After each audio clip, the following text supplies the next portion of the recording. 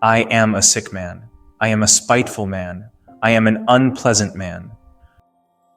Fyodor Dostoevsky presented a nameless character in one of his short novels, Notes from Underground, an underground man who becomes almost a mirror of the modern mind, a person trapped in overthinking, whose self-awareness, rather than offering clarity, becomes a source of torment. A person who wants to find meaning in his life, but in the end, just accepts nihilism as his life's philosophy and starts to live like a mouse in a corner. Fyodor Dostoevsky's Notes from Underground stands as a counter to Nikolai Chernyshevsky's What is to be Done, which advocates a utopia based on the so-called natural laws of self-interest. Chernyshevsky's vision was rooted in scientism and rationalism, yet Dostoevsky saw in this vision a grave danger. To him, the rationalist ideas behind utilitarianism, socialism, and scientific determinism were gateways to a fatalistic worldview. In Dostoevsky's eyes, this path, if pursued, ultimately leads to nihilism, a belief in nothing, a void of meaning. He saw nihilism not as a philosophical stance, but as a destructive force, particularly hazardous for young minds, which is prevailing in modern times. For Dostoevsky, this rise of nihilistic thinking risked a profound moral and spiritual decay, a theme that might be the root cause of all unhappiness and emptiness in modern minds. So let's discuss what Dostoevsky has shown as the reasons for all this intellectual chaos from his character, the underground man. The chaos of intellectual superiority. Fyodor Dostoevsky's Underground Man is a masterclass in showing how intellectual arrogance can turn a person into their own worst enemy. There's a man who prides himself on being smarter, more aware, and more reflective than the so-called active people around him. But this so-called superiority doesn't elevate him. It traps him in a cycle of overthinking, bitterness, and inaction, which he admits himself. Dostoevsky gives us a character who believes his hyper-awareness makes him somehow superior to others, but it only leads to chaos in his life. The underground man sees himself as too enlightened to participate in the mundane world. He refuses to take responsibility, brushing off anything practical or routine beneath him. Whether it's his government job or his personal relationships, he avoids taking action because he believes action is for the stupid. Those who don't stop to overthink everything, those who just do, are the fools in his eyes. And yet, these fools are the ones who actually accomplish something. Meanwhile, the underground man sits in his dark, isolated corner, tearing apart the world with his thoughts, but never engaging with it. This overthinking and detachment somehow remind me of what Friedrich Nietzsche warned us about. Nietzsche critiqued the overly rational approach of Socratic philosophy, arguing that humans rely too much on their minds and not enough on their instincts. He believed that overanalyzing life drains the vitality out of it, leaving people paralyzed, exactly what happens to the underground man. Nietzsche's idea of embracing instincts wasn't about recklessness, but about trusting the natural primal drives that propel us forward. According to him, there's a raw power in taking action without dissecting every possible outcome beforehand. The underground man represents the exact opposite. He doesn't idolize overthinking, but he believes that it is what it is, believing that questioning everything makes him superior. His consciousness is what makes him enjoy the little details in life that others can't. He mocks the so-called active man, who doesn't bother to reflect deeply on their actions, but Dostoevsky shows us the cost of this mindset. While the active man might not pause to philosophize, they achieve something, whether good or bad, because they act. The underground man, on the other hand, spends his life sitting on the sidelines, criticizing and deconstructing everything but contributing nothing. The constant rationalizing kills any chance of real living. By rejecting instincts in favor of endless analysis, the underground man becomes a prisoner of his mind. He sabotages his own happiness, isolates himself from others, and eventually grows to hate not only the world but also himself. His refusal to engage with life practically is what leads to his misery, not his intellect, but the way he uses it to avoid responsibility. Dostoevsky shows us that too much consciousness, too much thinking, can be just as destructive as ignorance. Life requires balance. It means knowing when to stop overthinking and start doing. The underground man is the perfect example of what happens when someone loses that balance. He's not free, not enlightened. He's stuck, a chaotic mess of his own making. And that's a lesson worth keeping in mind. Sometimes, the most intelligent thing you can do is act. Now, there's a whole new concept regarding action, which seems to be one of the main points Fyodor Dostoevsky was raising against. Free will and utilitarianism.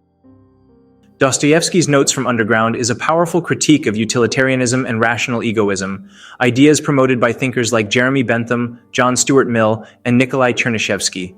Utilitarianism argues that human behavior is guided by the pursuit of pleasure and the avoidance of pain, while Chernyshevsky's rational egoism claims that all actions, even seemingly altruistic ones, are driven by self-interest. He envisions a society where rationality and utility govern morality, leading to social harmony and happiness. Through The Underground Man, Dostoevsky dismantles this deterministic and utilitarian worldview. The Underground Man, chaotic and hyper-conscious, argues that reducing humans to predictable, utility-seeking agents denies the complexity of free will. For him, true freedom lies in the ability to act irrationally, unpredictably, and even self-destructively, acts that utilitarian logic cannot explain. He believes free will is the essence of being human, and to live by pure reason alone is to sacrifice individuality and the richness of life. The Underground Man mocks the idea of a perfectly rational society, suggesting that people will defy logic and utility simply to assert their autonomy. He asserts that even when individuals know what is best for them, they may choose otherwise, purely to feel free. This is a rebellion against the utilitarian framework, which he sees as a system that enslaves people to the pursuit of efficiency, comfort, and predictable outcomes. Free will, for the Underground Man, is more than the ability to choose. It is the rejection of a life dictated by external laws or preordained systems. He values the chaos and contradictions of human existence because they affirm individuality and the unpredictable nature of life. In this way, Dostoevsky warns against the dangers of reducing humanity to mechanical calculations, where choice and personal agency are diminished. Ultimately, the Underground Man's defiance illustrates the existential struggle for meaning and autonomy. He champions the messy, irrational aspects of human nature, reminding us that free will is not about making the right choices, but about having the power to make choices at all, even if they lead to pain, conflict, or failure. This makes Notes from Underground a timeless critique of deterministic ideologies and a celebration of the unpredictable, free spirit of humanity. This critique by the Underground Man makes him seem like an anti-nihilist, but the man was more complicated than that. For most of the novella, he was too dead inside and seemed like a nihilist character, and on the other hand, it's Fyodor Dostoevsky's novel, so yes, there would be nihilism there. Nihilism. I tell you solemnly that I have many times tried to become an insect, but I was not equal even to that. I swear, gentlemen, that to be too conscious is an illness, a real thoroughgoing illness. The protagonist was a government officer who despised his job. He continued working there solely because he needed money to eat and cover basic necessities. After the death of a relative, he inherited some wealth, which meant he no longer had to work. He had no friends or close relationships, so he decided to live alone in a small, grimy apartment in St. Petersburg, Russia. Hopelessness consumed him, and he began to take pleasure in the isolation of his underground apartment. He didn't see himself as an honorable person, which brings him to a stage of nihilism where people often fall into depression and believe they are insignificant. He abandoned his somewhat busy life to wallow in despair, overthinking in his small apartment. He admitted that he had failed to make something of himself and now felt that he wasn't even worth the life of an insect. To him, he was just a speck in the corner of his room. The individual recognizes that something is wrong with his liver, but refuses to seek medical help, despite knowing it would worsen his condition. While he respects medicine and doctors, his refusal to treat himself stems from a deep, irrational defiance, a form of self-punishment. Although he understands his actions are harmful only to himself, he intentionally lets his illness worsen, symbolizing his internal struggle and the slow decay of his spirit. The underground man represented a state of profound disillusionment, isolation, and self-destructive introspection that resonates with issues many people face today. Like him, many feel disconnected from the purpose of their work or education, merely going through the motions without any true fulfillment, often driven by economic pressures. With few genuine connections or social support, they retreat into their own underground, whether through social media, isolation, or unhealthy coping mechanisms. Just as the underground man refuses to seek help for his health problems out of spite, some avoid addressing their mental health issues or seeking help due to mistrust, pride, or despair.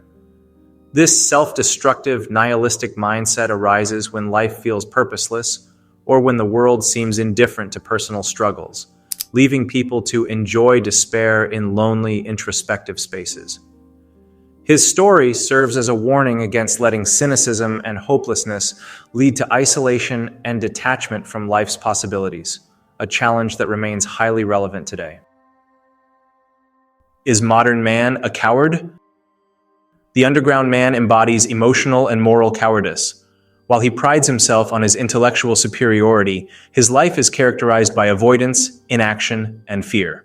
He refuses to confront challenges or take responsibility for his choices, retreating instead into bitterness and overthinking. This makes him a deeply contradictory figure, someone who claims to disdain others while secretly craving their validation and connection. This cowardice is evident in his failed interactions with others. At a farewell dinner for his old schoolmates, he invites himself, determined to assert some form of relevance. Yet instead of speaking up or engaging, he remains awkwardly silent, nurturing fantasies of revenge when they inevitably ignore him. He builds grand schemes of confrontation in his mind, but never acts on them. His fear of rejection and humiliation paralyzes him, leaving him resentful and filled with self-loathing. His encounter with Liza, a prostitute, further reveals his inability to act with sincerity or courage. Seeking her out after the humiliation at the party, he uses her as a means to restore his wounded ego. Pretending to care about her plight, he lectures her about the degradation of her life, offering hollow promises of salvation. However, when she responds with vulnerability, revealing her trust in him, he panics. Rather than taking responsibility for his words or actions, he lashes out, ultimately pushing her away and deepening his own sense of failure. At the heart of the underground man's paralysis is his obsession with overthinking. Every decision, every interaction is endlessly dissected in his mind until action becomes impossible. This constant analysis, which he views as a mark of intellectual depth, becomes a prison. He is trapped by his own mind, unable to move forward. This refusal to confront life resonates deeply with the struggles of modern individuals. In an age of information overload, many people, like the underground man, find themselves paralyzed by self-doubt and fear of failure. Overthinking becomes a shield against the discomfort of taking risks or facing rejection, but it ultimately leads to stagnation. The underground man, by rejecting instinct and avoiding challenges, misses the essence of life itself: struggle, uncertainty, and growth. His bitterness and hatred for others are, at their core, projections of his own inadequacies,